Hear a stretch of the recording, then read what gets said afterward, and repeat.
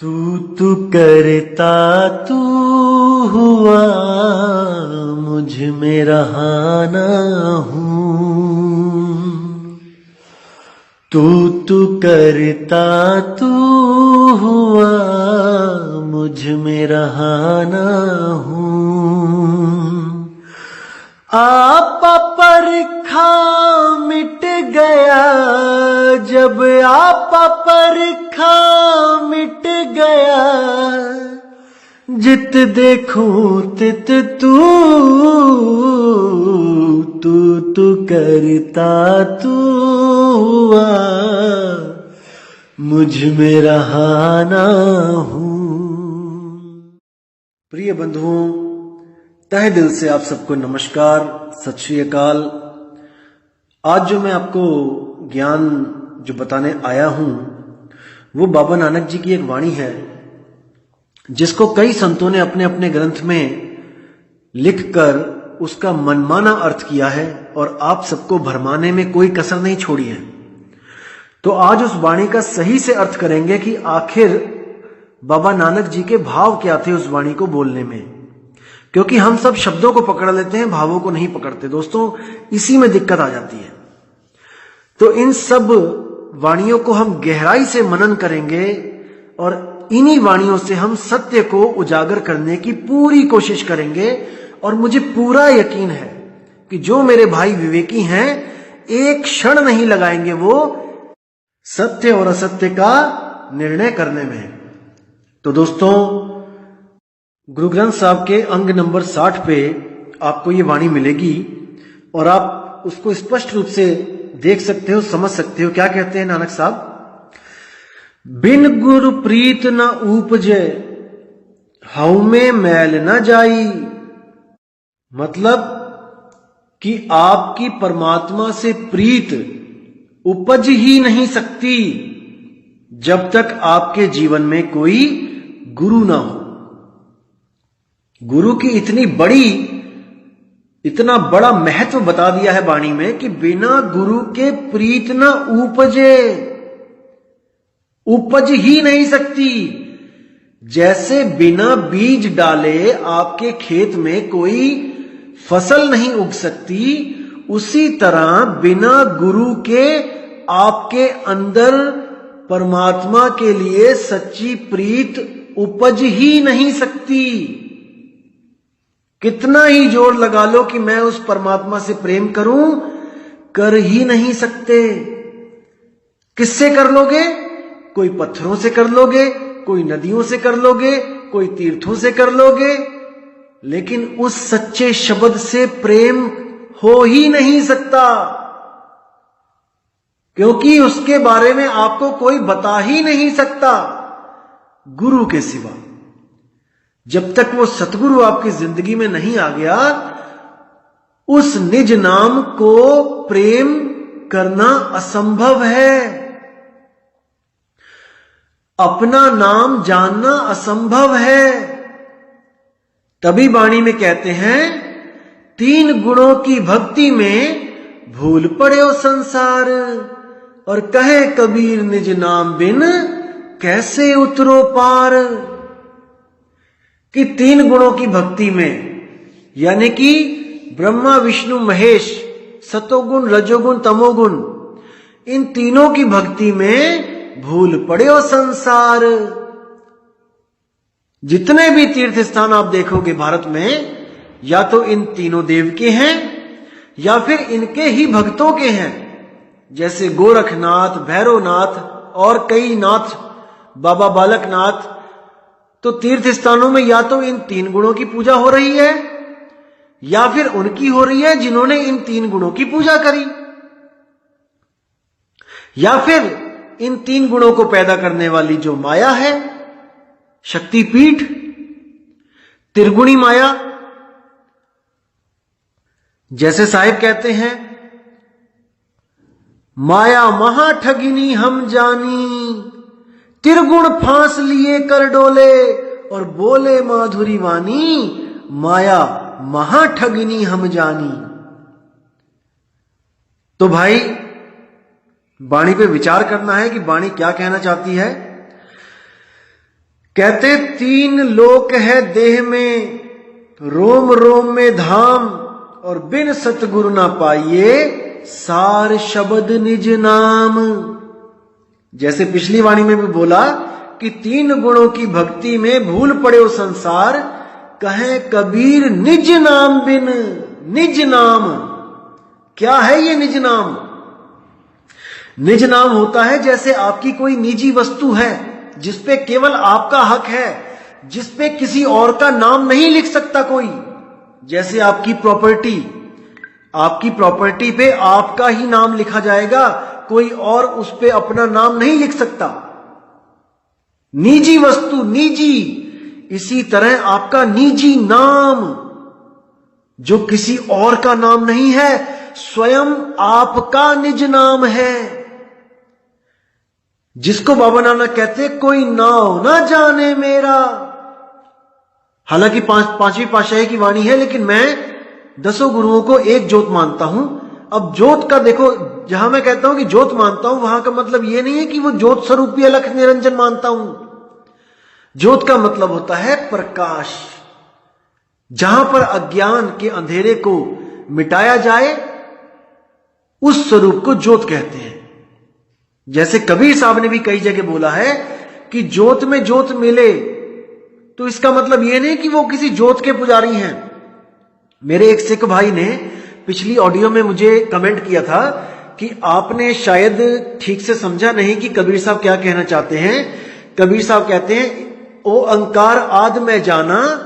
इसको जो वाणी को पढ़ के उन्होंने बोला कि इस पेज को पूरा पढ़िए, मैं आपको उसका भी अर्थ बताना चाहूंगा, क्योंकि एक नई ऑडियो बनाने से पूरी उसी पेज पर इतना बताना काफी है कि वो क्या कहना चाह रहे हैं।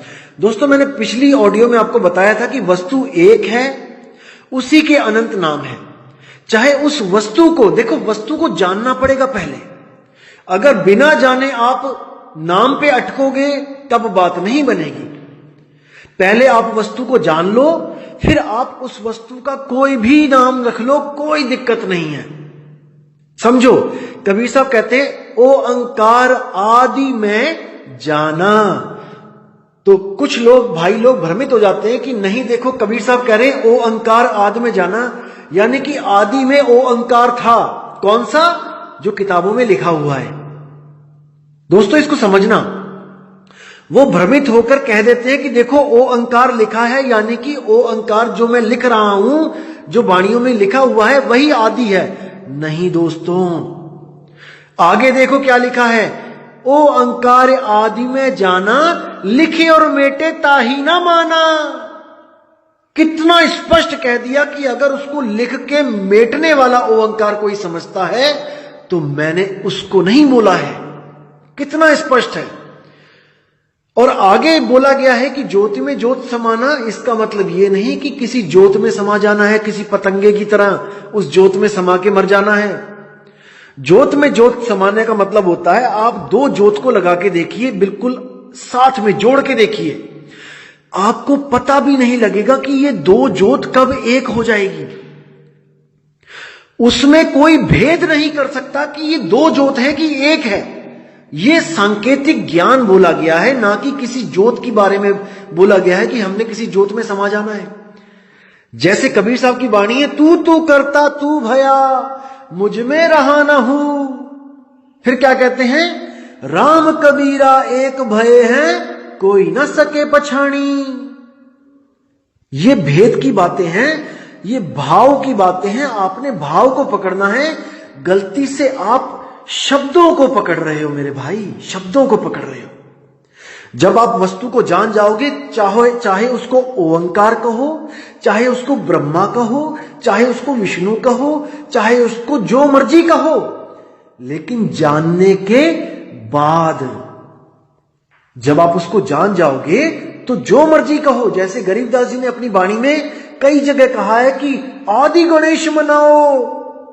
अब इसका मतलब यह नहीं कि वो गणेश की बात कर रहे हैं जो भोले शंकर और पार्वती के बाद पैदा हुआ है। उन्होंने बोला है आदि गणेश मनाओ। आदि कौन है? आद सच, जुगाद सच, है भी सच, नानक होसी भी सच। उस आदि गणेश को, यानी उस परमपिता परमात्मा को ध्याने की बात हो रही है। लेकिन लोग केवल शब्दों को पकड़ लेते हैं कि देखो गणेश लिखा है तो इसका मतलब वो सूंड वाले गणेश की बात कर रहे हैं। दोस्तों उसके आगे आदि भी लिखा है, आपको वो क्यों नहीं दिख रहा है? आदि का मतलब ये सृष्टि भी नहीं थी, कुछ भी नहीं था, ना धरती ना आकाश ना पाताल, ना देव ना देवता, कुछ भी नहीं। उस वक्त जो आदि गणेश था उसको मनाने की बात कह रहे हैं। तो इन भावों को समझो मेरे दोस्त, मेरे भाई। अगर इन भावों को आपने समझ लिया तो दोस्तों वो दिन दूर नहीं है जब आप भी कहोगे कोई नाव ना जाने मेरा। उसको समझो मेरे भाइयों, समझो वक्त अभी है। अगर ये वक्त निकल गया हाथ से तो दोस्तों कुछ हाथ पल्ले नहीं रहेगा। अभी है समय, अभी समय है। और मैं उन दोस्तों से, उन भाइयों से बहुत माफी मांगना चाहूंगा जिनको मैंने गुरुजी का एड्रेस नहीं दिया। उन लोग ने 20-20 मेल भेज दी मुझे कि एड्रेस दे दो, प्लीज एड्रेस दे दो, लेकिन मैंने नहीं दिया। मैं माफी चाहूंगा, लेकिन मैं आपका भला जानता हूं दोस्तों। मुझे पता है कि आपका भला कहां पे है। मैं नहीं चाहता कि किसी कच्चे घड़े में पानी आए और उसका भी वो हाल हो जाए जो एक स्वयंभू आत्मज्ञानी का हो चुका है। मैं नहीं चाहता कि कच्चा घड़ा पानी में टूट जाए, नहीं। मैं चाहता हूं कि आप इतने पक्के हो जाओ, इतने मजबूत हो जाओ कि आपके पास 1% भी भ्रम ना भटके, 1% भी संशय आपके मन में ना रहे। तब अटल होकर आप आना। जैसे कोई लड़का किसी लड़की से शादी करता है या कोई लड़की किसी लड़के से शादी करती है, दोस्तों जब तक शादी का बंधन बंध ना जाए उनमें अटल विश्वास होता है एक दूसरे के प्रति, तभी तो वो एक दूसरे से शादी करना चाहते हैं। अगर शादी से पहले हल्की सी भी उनके कान में कोई भनक पड़ जाए कि ये लड़का ठीक नहीं है या ये लड़की ठीक नहीं है, दोस्तों भले वो शादी कर दें, लेकिन उनमें वो प्रेम कभी नहीं जाग सकता जो तब जागता जब वो दोनों के बारे में कोई संशय नहीं होता उनके मनों में। इस बात को समझो। मैं नहीं चाहता कि कोई मेरा भाई जल्दबाजी में नाम ले और फिर उसको बाहर से कहीं कोई ऐसी चीज पता लगे और उसको भ्रम आ जाए कि नहीं शायद वो ठीक है। दोस्तों सत्य एक होता है, इसीलिए मैं संतों की सब वाणी आपके सामने खोल के रखना चाहता हूं ताकि आपको भ्रमित कर दे वाला इस दुनिया में कोई पैदा ना हो। आप इतने मजबूत हो जाओ दोस्तों कि आप स्वयं विवेक कर सको कि मेरे लिए क्या सही और क्या गलत है। बस मैं यही चाहता हूं। और आपको बताना चाहूंगा, जिन लोगों को मैंने एड्रेस दिया भी था वो लोग बहुत दूर दूर से आए भी थे, लेकिन दोस्तों उनको भी नाम नहीं दिया गया, क्योंकि मैंने आपको पहले ही बताया था कि हमारा पंथ, हम लोग भीड़ इकट्ठी करने नहीं आए हैं। आप किसी भी पंथ में चले जाओ, जिस दिन आप कह दोगे कि मुझे नाम दे दो गुरुजी, एक पल नहीं लगाएंगे, आपको नाम से जोड़ेंगे और आपको अपना शिष्य बना लेंगे। दोस्तों फिर बोल रहा हूं कि हमें शिष्यों की कोई भूख नहीं है। इस पंथ को आपकी जरूरत नहीं है, बिल्कुल नहीं है।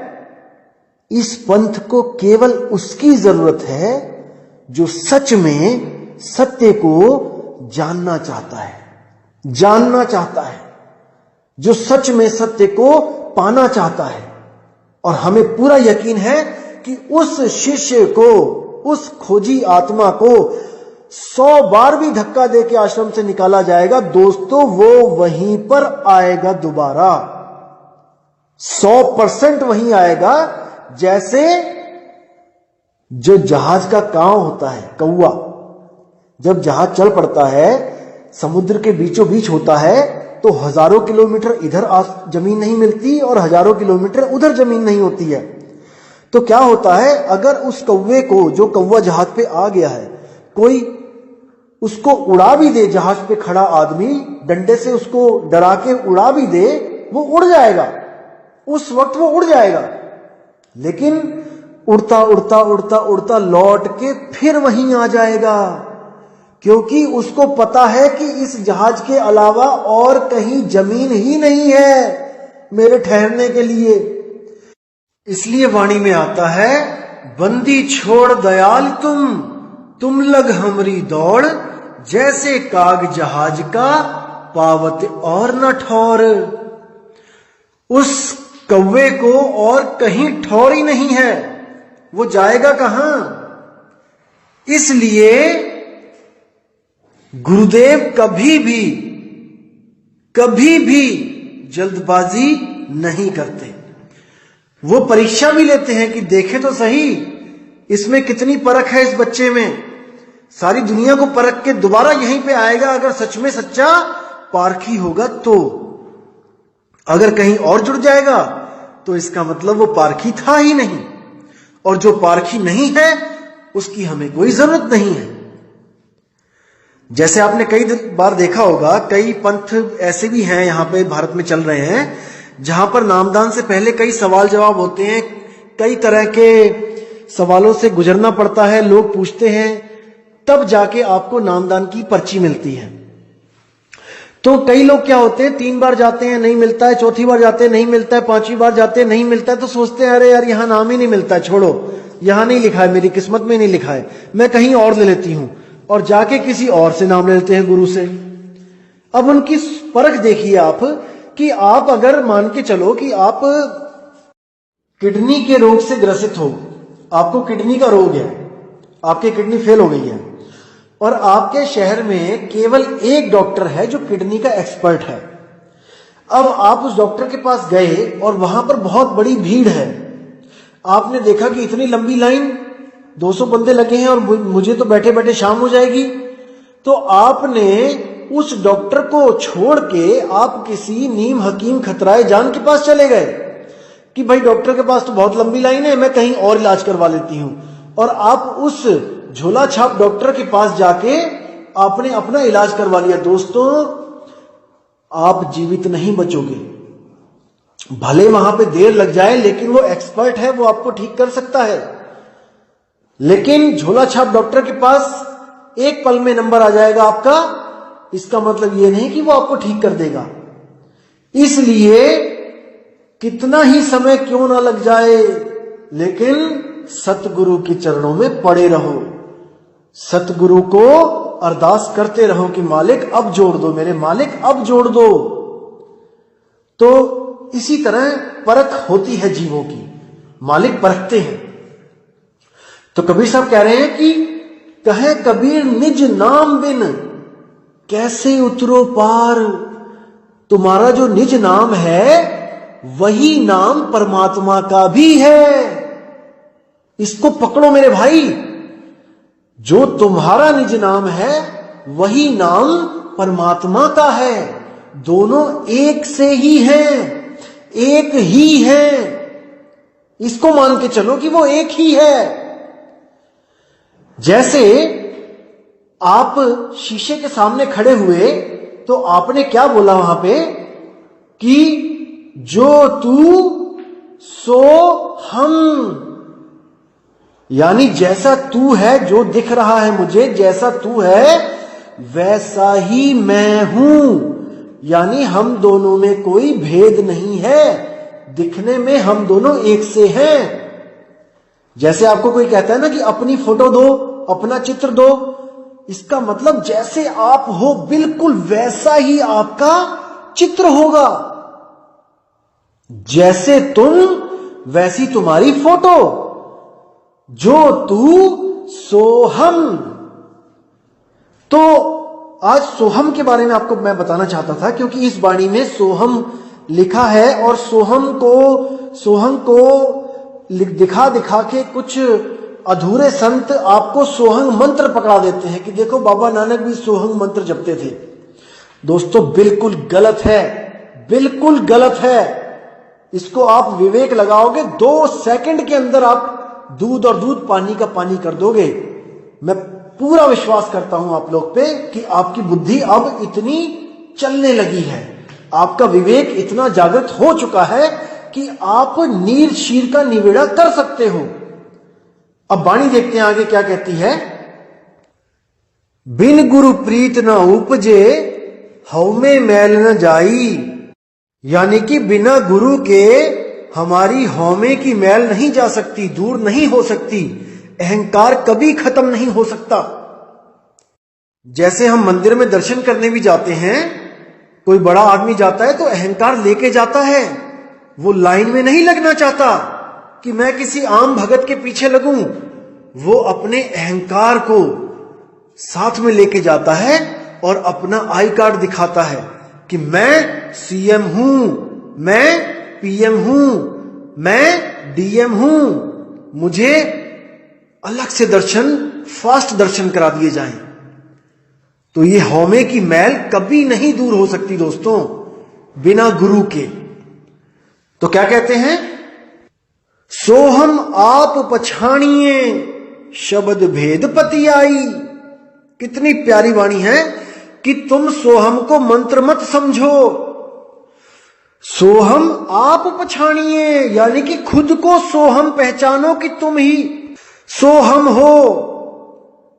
एक बहन ने कमेंट में बड़ा अच्छा लिखा कि क्या सोहम हम ही हैं। मैंने उसको पढ़ा और मुझे इतनी खुशी हुई कि देखो जागृति, देखो आत्मा की, कितने प्यार से लिखा। उसने पूछा मुझे कि क्या सोहम हम खुद हैं। हाँ मेरी बहन, हम ही सोहम हैं, हम ही सोहम हैं। जैसा तू वैसे हम, जो तू सो हम। समझो, कबीर साहब से पहले सब जितने भी ऋषि मुनि, पीर पैगंबर, ये सब सोहम का जाप करते थे। लेकिन कबीर साहब ने जाप नहीं बोला। कबीर साहब के आने से पहले भी सोहम था यहां पे, लेकिन वो एक मंत्र था, उसको जपा जाता था। जैसे आप शिव सूर्योदय में पढ़ोगे या फिर आप गरुड़ पुराण में पढ़ोगे, इनमें सोहम मंत्र है, लेकिन गुप्त रूप में है, आपको दिखाई नहीं देगा। जब मैं दिखाऊंगा तब दिखेगा। कई लोग कहते हैं ना कि सोहम मंत्र 52 अक्षर वाले किसी ग्रंथ में नहीं है, यानी कि संस्कृत के शब्दों वाले किसी ग्रंथ में नहीं है। दोस्तों मैं दिखाऊंगा, मैं फोटो भी भेजूंगा उसकी, आप उस पर परख करना। वो गुप्त रूप से दिखाया गया है उसमें, लेकिन उसको उजागर जरूर करूंगा मैं और आप समझ जाओगे कि वो क्या चीज है, सोहम ही है। तो क्या कहते हैं, कबीर साहब कहते हैं कि सोहम जपो नहीं भाई, सोहम तुम खुद हो। तो साहिब कहते हैं सोहम शब्द हम जग में ले आए और सार शब्द हमने गुप्त छुपाए। यानी कि सोहम शब्द हम जग में ले आए, यानी कि आत्मा का ज्ञान मैं जग में लेके आया हूं। नहीं तो बड़े से बड़ा देव भी ओमकार का जाप कर रहा था, बड़े से बड़ा भगवान किसी ना किसी मंत्र का जाप कर रहा था। लेकिन सोहम शब्द हम जग में ले आए, ये आत्मा का ज्ञान मैं इस जग में लेके आया हूं, नहीं तो कोई भी आत्म ज्ञान को प्राप्त नहीं हो सकता। ये मैं ही हूं जो सब संतों को गुरु रूप में मिलता हूं और उनको उनका ही नाम दे देता हूं। दादू जी को मिले, गरीबदास जी को मिले, धर्मदास जी को मिले। धर्मदास तो 100 साल के बाद पैदा हुए, जब कबीर साहब यहां से जा चुके थे। गरीबदास जी देखो कब पैदा हुए हैं और कबीर साहब कब गए हैं। 1.5, 2-2 साल, 3-3 साल, 300 साल का फर्क है। और अब मदन साहिब देखो, 1843 में मदन साहिब को कबीर साहब आके मिले। कब गए हुए थे कबीर साहब, देखो 120 साल पूरे करके कब चले गए थे। लेकिन वो आते हैं जीवों के कल्याण के लिए। बाबा नानक को बेई नदी पे मिले गुरु रूप में, वहां पर उनको नाम दिया। तो दोस्तों इन बातों को समझो। हम ये नहीं कहते कि आप कबीर कबीर करो, कबीर का नाम जपो, लेकिन जो हमारे लिए इतना कुछ कर रहा है, हमने उसको सर्वोपरि मानना है। सब संत मेरे पूज्य, हर संत मेरा भगवान, मेरा परमपिता परमात्मा है, क्योंकि वो समा चुके हैं, ज्योति ज्योत समा चुकी है। इस भाव को पकड़ना है, शब्दों में नहीं जाना है। मैं फिर कह रहा हूं, ज्योति ज्योत का मतलब ये नहीं कि किसी ज्योत की पूजा करके उस ज्योत में चले गए। कबीर साहब कहते हैं, ये ज्योत स्वरूपी अलख निरंजन, ये धरता ध्यान हमारा। इसको समझना पड़ेगा। ज्योत स्वरूपी हाकिमा जिन अमल पसारा, अमल मिटाऊं तासु का पठाऊं भव पारा, कहे कबीर अमर कर राखूं जो निज होए हमारा। जो इस ज्योत को त्याग दे और हमारी प्रतीत कर ले, उसको मैं भव सागर से पार कर देता हूं और उसका स्वरूप बिल्कुल वैसा हो जाता है जैसा परमपिता परमात्मा का होता है। अब उनमें कोई पहचान नहीं सकता। जैसे कहते हैं, अब तो जाए चढ़े सिंहासन, मिले हैं सारंग पानी, और राम कबीरा एक भय है, कोई न सके पछाणी। अब वो दो नहीं रह जाते हैं, अब वो एक हो जाते हैं। तो क्या कहते हैं वाणी में आगे, सो हम आप पछाणिए शब्द भेद पति आए। यानी उस गुरु से भेद प्राप्त करके उसको पतियाए, उससे प्रेम करे। गुरु ने जो भेद बताया है शब्द का, उसे प्रेम करे। वो आप स्वयं हो, वो आपका अपना नाम है। एक छुड़ाए एक लखाए, ऐसा गुरु ढूंढो जो उसका भेद बता दे, शब्द भेद दे दे आपको, लोगों के नाम छुड़वा दे और आपका अपना नाम आपको बता दे। आगे क्या कहते हैं, गुरुमुख आप पछाणिए अवर की करे कराए। कहते हैं, हे गुरुमुख, तुम अपने आप को पहचानो कि तुम कौन हो। अवर की करे कराए, और किसी से हमने क्या लेना, वो कौन है, और किसी को पहचान के हमने क्या करना कि वो कौन है। हमें खुद को पहचानना है। गुरुमुख आप पछाणिए अवर की करे कराए। अब क्या कहते हैं, मिलिया का क्या मेलिए, शब्द मिले पते आए। वाह वाह वाह वाह वाह, क्या बात है, क्या बात है। कहते हैं मिलिया का क्या मेलिए, यानी कि उसको कौन दे सकता है तुम्हें, वो तो तुम स्वयं मिले ही हुए हो। देखो कितनी प्यारी बात है। लेकिन जिसको भेद पता है वो इसको समझ सकता है, जिसको भेद नहीं पता वो सोहम जपने लग जाएगा, और अधूरे गुरु उसको सोहम जपाने लग जाएंगे। ये वाणी प्रमाणित करके कि देखो नानक साहब भी सोहम जपते थे। बिल्कुल गलत दोस्तों, बिल्कुल गलत। आगे देखो क्या कहते हैं, मिलिया का क्या मेलिए शब्द मिले पतियाए। यानी कि वो तुम्हारे पास ही है, वो तुम्हें कोई दे नहीं सकता। जैसे कस्तूरी नाभि बसे मृग ढूंढे बनमाही, ऐसे रमता राम है दुनिया जाने नहीं।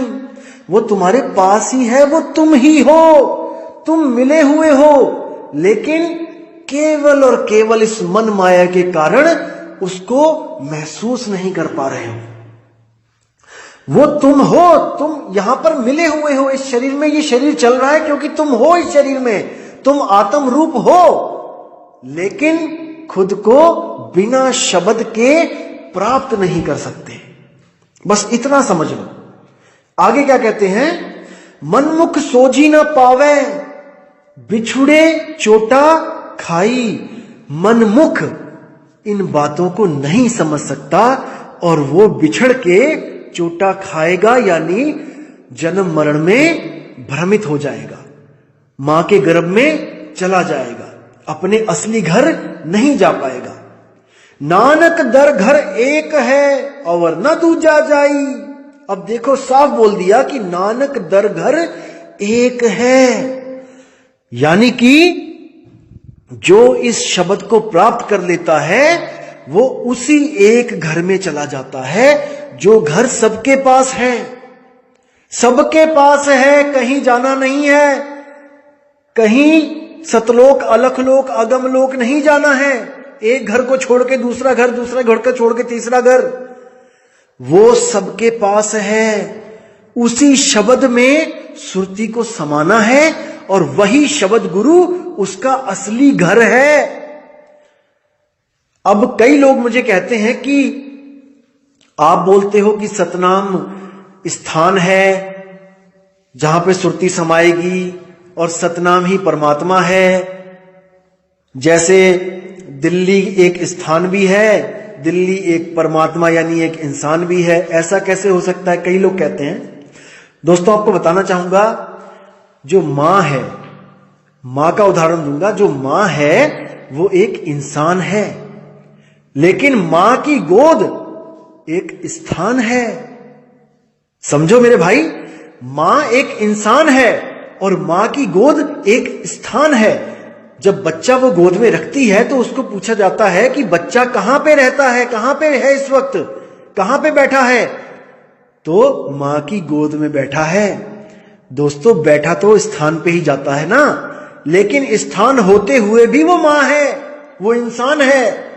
इसी तरह शब्द वो परमात्मा भी है, वो स्थान भी है जहां पे सुरती को जाके ठहरना है। गहराई से समझो, समझ में आएगी ये बात। दोस्तों आएगी, इतने विवेकी आप हो चुके हो कि इस बात को आप समझ सकते हो। तो दोस्तों ये जो शब्द था ये बहुत जरूरी था बताना आपको, क्योंकि कई लोग भ्रमित हो चुके हैं और मुझे मेल्स भी आती हैं कि देखो संतों की वाणियों में सोहम लिखा है और आप कहते हो कि सोहम नहीं जपना है। दोस्तों सोहम नहीं जपना है। संतों का सोहम और जोगियों का सोहम अलग अलग है। जोगियों का सोहम मंत्र है और संतों का सोहम अपना आत्म रूप है। इसको समझो, जोगियों का सोहम श्वासों पे चलता है और संतों का सोहम श्वासा से भी न्यारा, श्वासों की भी जरूरत नहीं है। श्वास से तो शरीर कायम है, आत्मा को श्वासों की कोई जरूरत नहीं है। आत्मा बिना श्वासों के भी अमर है। इसको समझो मेरे भाई, और पूरी उम्मीद है मुझे आप समझ चुके हो। तो दोस्तों इसी के साथ मैं वाणी पे विराम देता हूं और अगली ऑडियो बहुत जल्द भेजूंगा। और जो मेरे भाई कह रहे हैं कि कर नैनो दीदार महल में प्यारा है का पार्ट 2 और 3 जल्दी बनाओ, दोस्तों बहुत सी ऐसी बातें हैं जो आप जब तक नहीं समझ गए आप उन चीजों में कंफ्यूज हो जाओगे। वो मैंने आपको बताया था कि वो वाणी सबसे इंपॉर्टेंट वाणी है जिसमें हर भेद बता दिया गया है, लेकिन आपके कंसेप्ट बहुत से क्लियर करने हैं मैंने, ताकि आपको वो वाणी पूरी अच्छी तरह समझ आए। इसलिए मैं नहीं चाहता कि मैं उस वाणी को पहले बना दूं और आप कंफ्यूज हो जाओ। उससे पहले बहुत से कॉन्सेप्ट क्लियर करने हैं मैंने आपके, ताकि आपको बिल्कुल पानी की तरह वो वाणी समझ में आए। तो दोस्तों आपसे मैं अब विदा चाहूंगा और मालिक से अरदास करूंगा कि आपके विवेक में बढ़ोतरी करता ही जाए और आप सत्य की तरफ बढ़ते जाओ। बस यही मेरे दिल की अरदास है कि हर मेरे भाई को सत्य से रूबरू मेरा मालिक जल्दी करवाए, ताकि आप सबका जन्म मरण जीते जी खत्म हो जाए। जीते जी, मरने के बाद नहीं दोस्तों, जीते जी पाना है उसको, तभी तो आप गवाही दोगे कि हां मैं मुक्त हूं। मरने पे कोई मुक्त नहीं हुआ है। तो दोस्तों विदा चाहता हूं अब। जय गुरु बंदी छोड़ मदन साहिब, जय गुरु बंदी छोड़ वैराग साहिब, जय जय बंदी छोड़ सतगुरु सत्य कबीर साहिब की सदा ही जय हो। साहिब बंदगी, सतनाम, सत श्री अकाल।